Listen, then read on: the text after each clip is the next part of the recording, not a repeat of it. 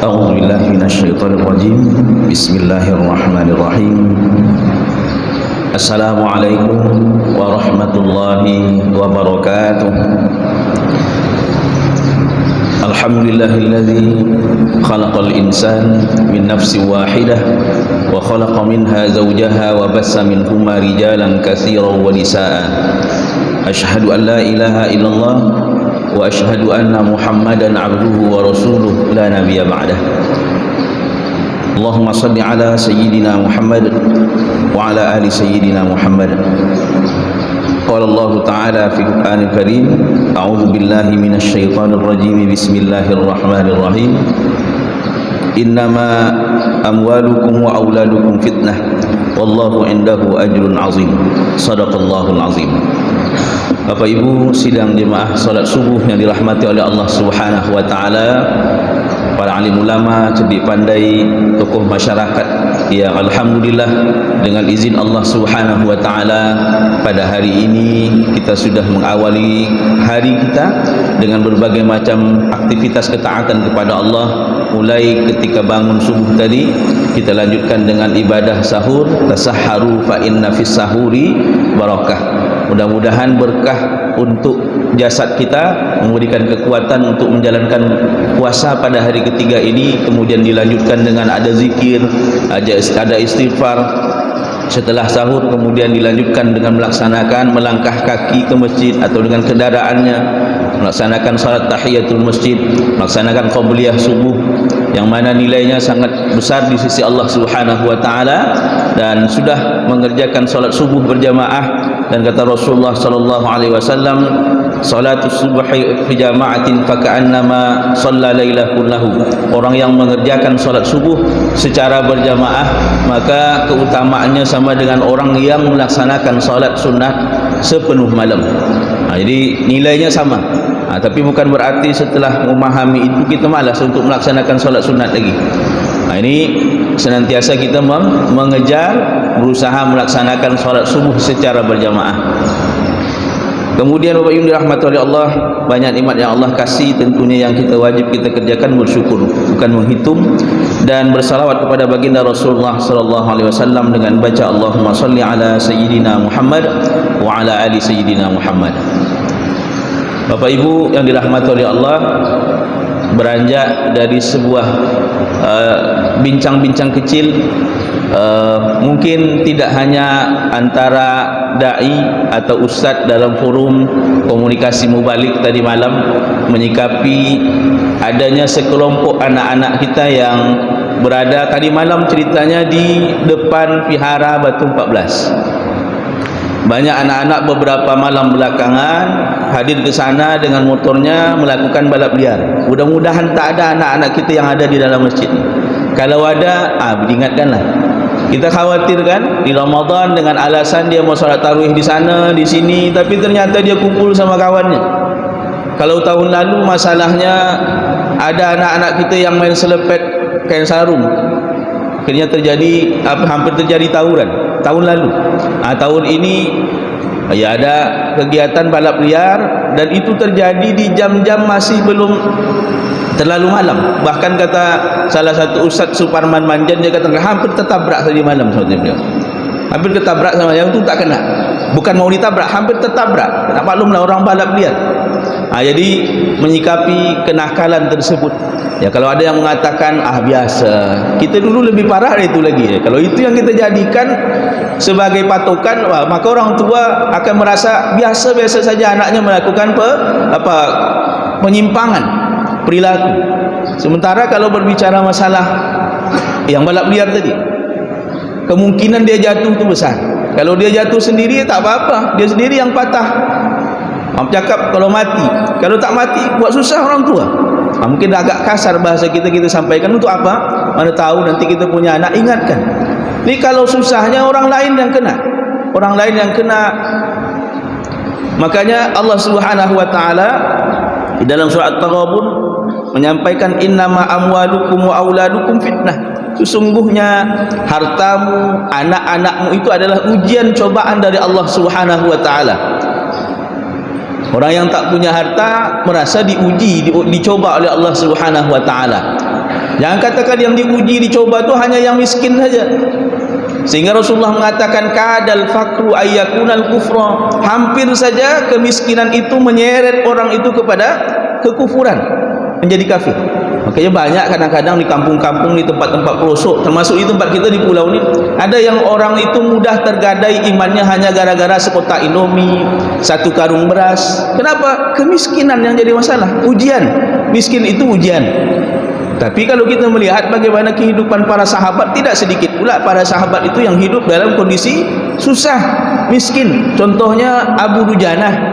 Abu Dujanah ini seorang sahabat yang tak kaya, tapi perjuangannya untuk agama Islam begitu besar. Bahkan dalam sebuah perang Rasulullah khusus memberikan pedangnya kepada Abu Dujanah.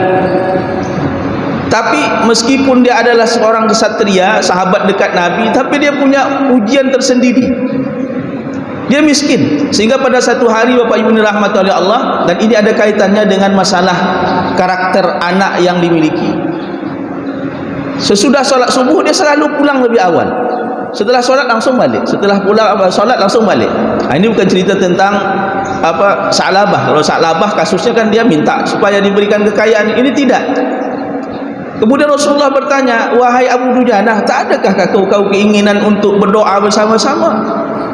Ya Rasulullah, saya harus cepat balik ke rumah, karena di samping rumah kami itu ada satu batang pohon kurma, dan kalau kurma itu jatuh, biasanya anak saya langsung ambil dan dia makan.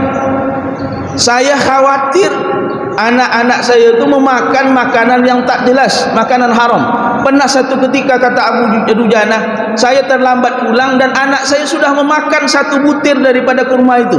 Saya congkel mulutnya, saya keluarkan. Saya tak ingin, punya tanggung jawab besar di hadapan Allah sampai anak saya memakan sesuatu yang haram, kata Abu Dujanah. Dicongkelnya dia keluarkan. Begitu Abu Dujanah memelihara makanan anaknya. Kenapa?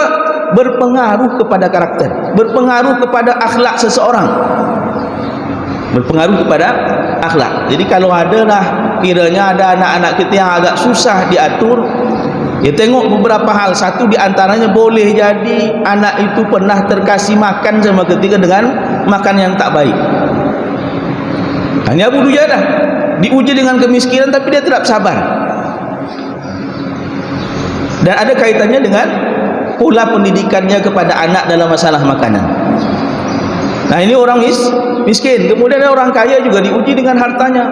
Itu tadi jangan katakan, kesian Sanu diuji oleh Allah.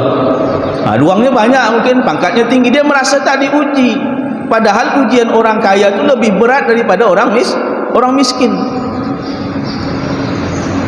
Jadi Bapak Ibu rahmati oleh Allah, kemudian harta adalah ujian dari Allah, baik yang berlebih maupun yang kurang hartanya. Kemudian anak, kita fokus kepada anak. Anak adalah ujian cobaan dari Allah Subhanahu wa taala. Dan Rasulullah SAW mengatakan berkaitan dengan anak, termasuk kita. Kita kan tak anak-anak, dah jadi apa-apa. Ini kan jadi atuk-atuk sebagian.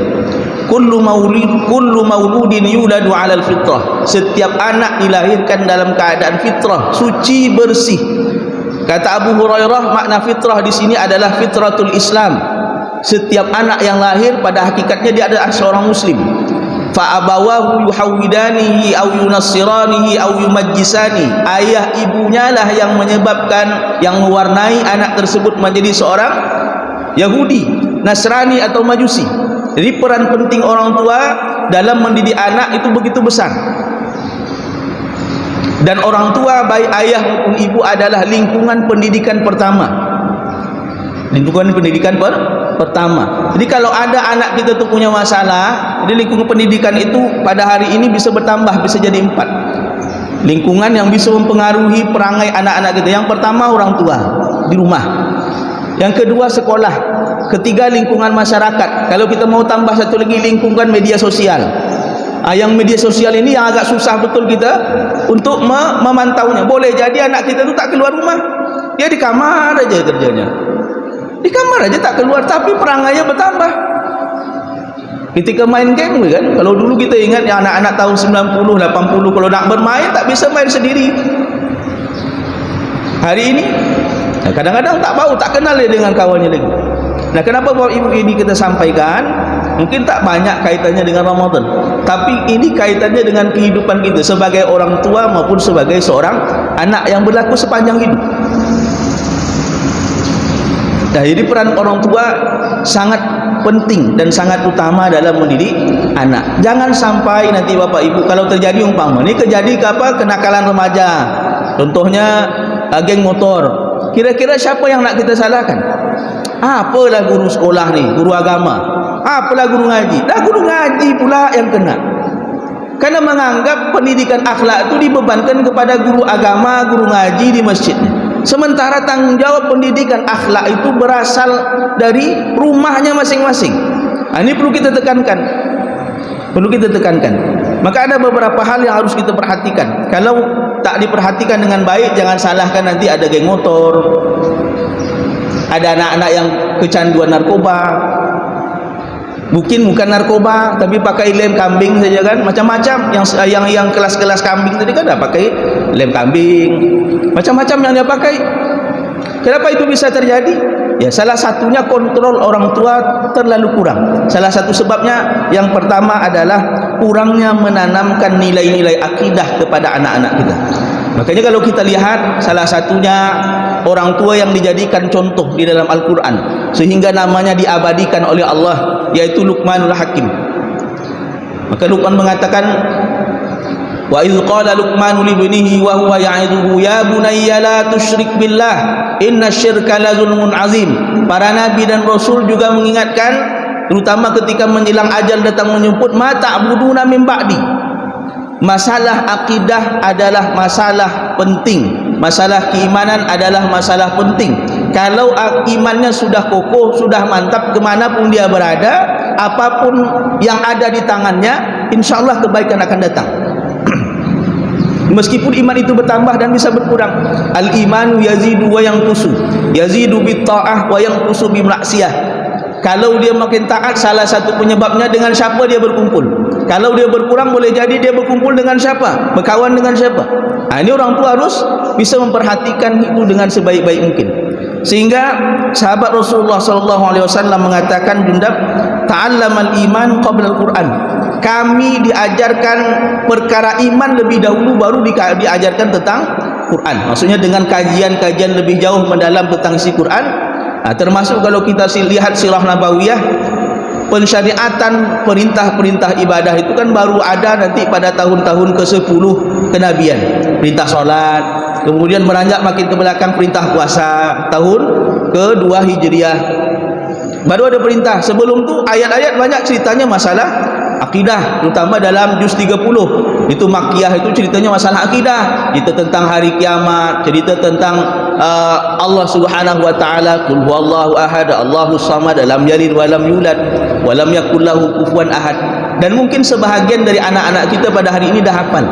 Maka peran kita sebagai orang tua mungkin mengingatkan, mengajak, atau di Ramadan ini ajak anak kita, nak, kita sebelum berbuka di rumah sama atuk, sama ayah, sama ibunya duduk sebentar. Kita lihat tafsir penjelasan, terutama hal-hal yang berkaitan dengan akidah, jelaskan. Itu dalam ayat, dalam juz ke-30, juz amma itu banyak untuk memperkokoh akidah seseorang. Jadi Bapak Ibu, ini masalah pertama, perhatikan masalah akidah, keimanan. Jangan beranggapan mentang-mentang dia dah besar, jadi selagi masih berada di bawah tanggungan orang tua, maka masalah akidah tetap menjadi bahagian daripada pelajaran yang harus disampaikan oleh orang tua, meskipun di sekolah diajarkan. Dan jangan terlalu banyak berharap di sekolah untuk orang-orang tua yang menyekolahkan anaknya di sekolah negeri. Mohon maaf, bukan kami nak mengecilkan sekolah negeri, tidak, karena jam sekolah pelajaran agama di sekolah pada hari ini hanya sekitar 3 jam saja. 3 jam. Sementara dia berangkat dari pagi balik sore, apalagi Tanjung Pinang kan pakai full day. Masa antara anak dan orang tua sangat singkat, dan orang tua pun sangat sibuk pada hari ini dengan pekerjaannya. Berangkat subuh, baliknya sudah malam ketika anaknya sudah tidur. Nah, maka hal ini yang menjadi penyebab banyaknya hari ini anak-anak itu susah untuk dididik dengan baik. Di sekolah pendidikan agama sedikit, dan dampak pelajaran agama tidak seperti macam saya cerita dulu. Saya kelahiran tahun 87, meskipun wajahlah tua kan. Sempat mengalami sekolah dengan sistem kalau mata pelajaran agama merah dengan nilai tidak banyak dongkrakan macam hari ini. Hari ini kan nilai itu didongkrak. Nilai semester 1 dengan semester 2 biasanya semester 2 itu selalu naik. Selalu naik. Apalagi kalau sudah kelas 12 mau tamat, supaya dia mudah untuk masuk ke universitas A, B, C. Dia dongkraklah nilai. Kalau dulu tidak ada istilah lulus semuanya dulu. Kalau sempat mata pelajaran agama, pelajaran PMP, moral Pancasila itu merah, jangan harap nak naik kelas. Jangan harap lulus. Kalau hari ini tak ada yang ditakutkan oleh anak-anak itu lagi berbicara di lingkungan sekolah. Sehingga kalau ada guru yang dihadiknya, direkam dia mau dipukul dia gurunya kan, itu biasanya tak ada masalah. Nanti kadang-kadang terpaksa pula guru tu yang minta maaf kepada orang tuanya. Karena kadang-kadang guru tu mau meluruskan akhlak anak-anak didik tadi. Ayo Bapak Ibu rahmatullahi Allah, ya peran pendidikan itu penting di sekolah. Kalau nak sekarapkan sekolah itu tadi, pelajaran agama hanya sekitar 3 jam. Dan jangan salahkan Bapak Ibu kalau hari ini ada guru kita lihat dia mengajar saja. Tugasnya hanya mengajar, bukan mendidik lagi. Kalau mendidik itu memperhatikan perangai, tingkah laku anak-anak didiknya, tidak hanya di sekolah sampai keluar. Kita ingat dulu waktu yang tahun 80 90 lahirnya kan, hormat betul pada guru. Kalau hari ini coba tengok, kadang dia anggap berkawan lagi dengan guru. Bukan tak boleh dekat dengan bapa siswa, tak boleh dekat dengan guru, ada batasan. Sehingga berkah ilmu itu tak didapat lagi pada hari ini. Ini yang pertama, masalah akidah. Orang tua menjadi patokan utama. Meskipun dia sekolah belajar, meskipun di masjid ada kegiatan tabligh akbar, itu berapalah. Ada kegiatan tausiah di Ramadan, itu tadi dia banyak di luar pula. Dia lah masuk ke dalam pas lah orang nak salam witir, baru masuk dia ke dalam kan. Di sini tak ada saya rasa, tempat lain. Dan kemudian yang kedua, ini berkaitan dengan orang tua, pendidikan orang tua kepada anak. Sudahkah terjalin komunikasi yang baik antara anak dan orang tua? Ada tak komunikasi yang baik kita dengan anak-anak kita, terutama orang tua pada masa kini yang sibuk dengan pekerjaannya, yang libur hanya sediakan libur kalau Tanjung Pinang, terutama bagi yang bekerja di kantor, Sabtu Minggu itu libur. Tapi kadang-kadang Sabtu hari Ahad itu pula orang ayahnya sibuk pergi mancing lah, duduk di kedai kopi lah. Tak ada masa lagi untuk komunikasi dengan anak, sampai dia tak tahu kapan anak gadisnya itu haid, kapan anaknya bujangnya itu mengalami mimpi basah. Kenapa ini saya sampaikan? Masa itu adalah masa-masa penting orang tua di sisi seorang anak, baik laki-laki terutama perempuan. Keberadaan ayah, kalau masa itu terlewatkan, dia tak terulang lagi. Dia akan merasa dia tidak diperhatikan. Jangan salahkan dia mencari perhatian di tempat lain. Maka bagi yang perempuan, nanti dia akan mencari seorang laki-laki, karena hormon ketertarikannya kepada lawan jenis sudah mulai tumbuh. Dia akan tertarik cerita sama lawan jenisnya. Kemudian cerita ini dapat perhatian, dia merasa orang tua tak perhatian. Ternyata orang ini baik, dirayu ini itu, akhirnya tergadai kehormatannya. Kenapa itu bisa terjadi? Lalai orang tua, tak memperhatikan anak, tak menjalin komunikasi. Asal lu bicara sikit marah. Asal anak tu bercerita sama kita, misalnya yang agak besar mau masuk masa pubertas, yang kecil dulu, anak kita yang umur 3 tahun, 4 tahun, biasanya kan sering tanya kan, oh Pak, kok bulan tu berjalan, kok bulan tu macam gini, Tuhan tu di mana? Jangan banyak-banyak tanya, jangan banyak-banyak tanya. Kita patahkan semangat mereka ingin tahu dan semangat mereka ingin dekat dengan orang tua.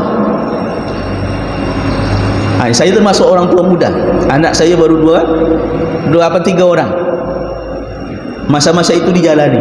Yang tapanya orang tua yang namanya anak-anak kan pertanyaannya macam-macam, kadang-kadang membuat kita kesan, tapi tetap tanggapi itu, karena itu momen yang mana masa itu ketika terlewat, golden age umur 3-4 tahun sampai 7 tahun, kalau itu terlewat, itu akan berpengaruh kepada perangai anak-anak kita, Bapak Ibu yang rahmatullah, atau cucu. Atau kadang-kadang ada yang orang tua atuk yang terlalu sayang pada cucu, kadang-kadang kan, itu tadi sebutnya, ketika ada orang tua yang mengingatkan anaknya agak keras, kau dulu lebih parah dari itu lagi. Kalau sempat itu terucap oleh atuk, terdengar oleh anak tadi, maka makin susah untuk meluruskannya. Ini kadang-kadang kan sayang atuk kepada cucu lebih daripada sayang kepada anaknya.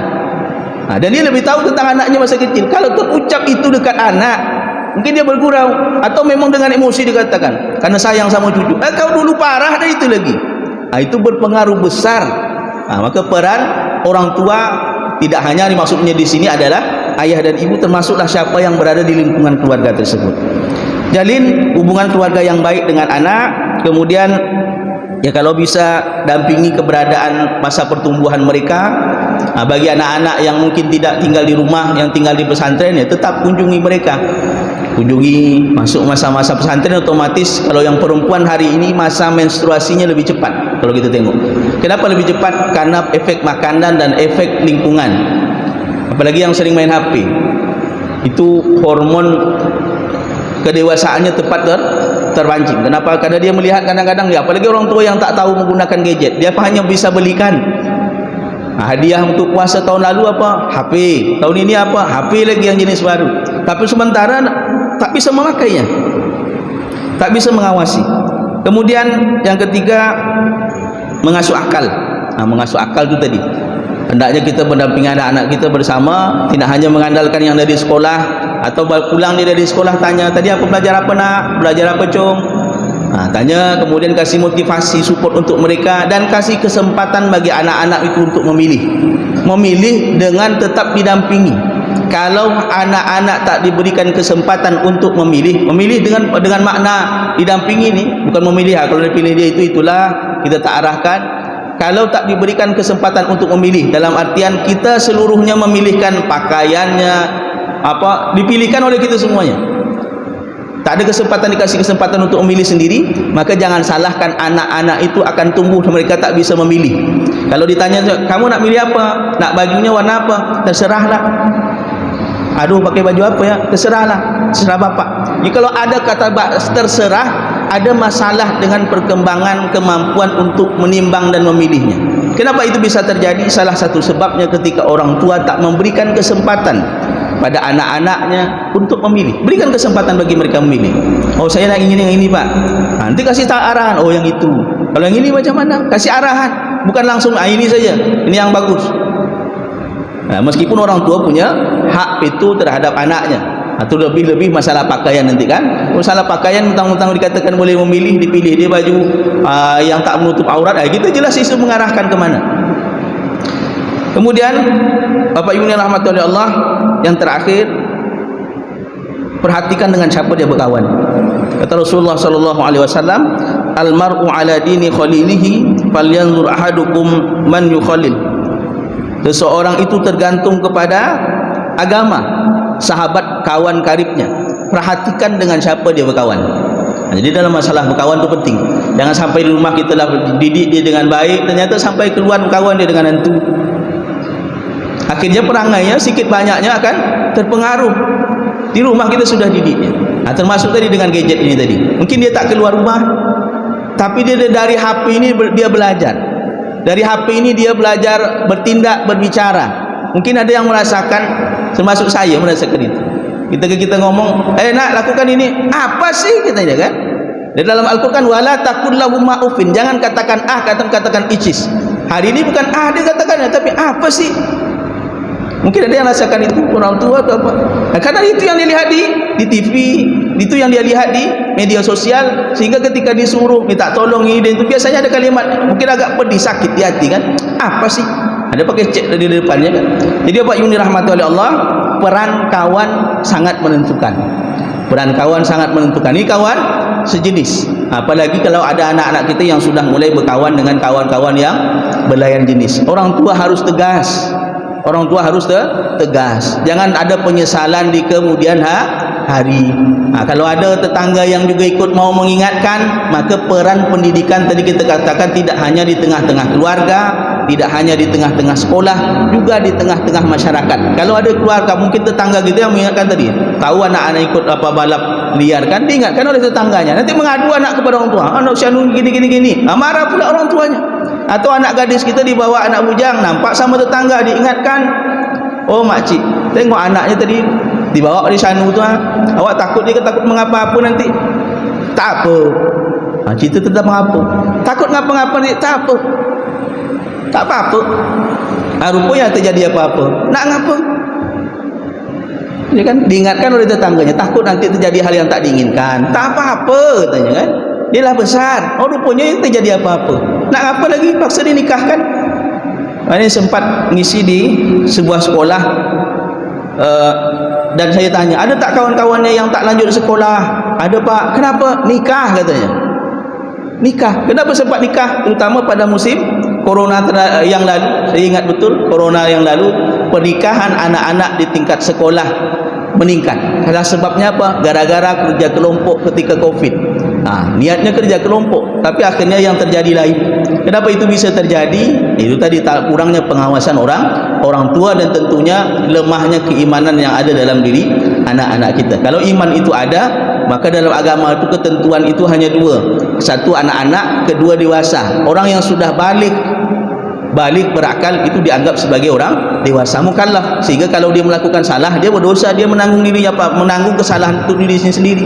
Tapi kalau dalam hukum negara kan, kalau baru sampai umurnya 17 tahun, maka kalau dia salah paling-paling dikembalikan ke orang tuanya. Ini agak susah, sementara masa-masa itu sangat menentukan. Tak ada efek jerah untuk anak-anak kita pada hari ini. Ini yang dapat kita sampaikan dalam kesempatan yang singkat ini. Banyak salah, saya mohon maaf kepada Bapak Ibu sekalian. Kita berdoa kepada Allah Subhanahu wa taala supaya anak-anak kita, cucu kita menjadi anak-anak yang senantiasa mendapatkan tuntunan hidayah dari Allah, bisa memilih kawan yang kiranya menghantarkan semangatnya untuk dekat kepada Allah Subhanahu wa taala. Dan mudah-mudahan Ramadan tahun ini lebih baik daripada Ramadan tahun lalu, bisa mendapatkan Lailatul Qadar, memperoleh derajat takwa di sisi Allah Subhanahu wa taala.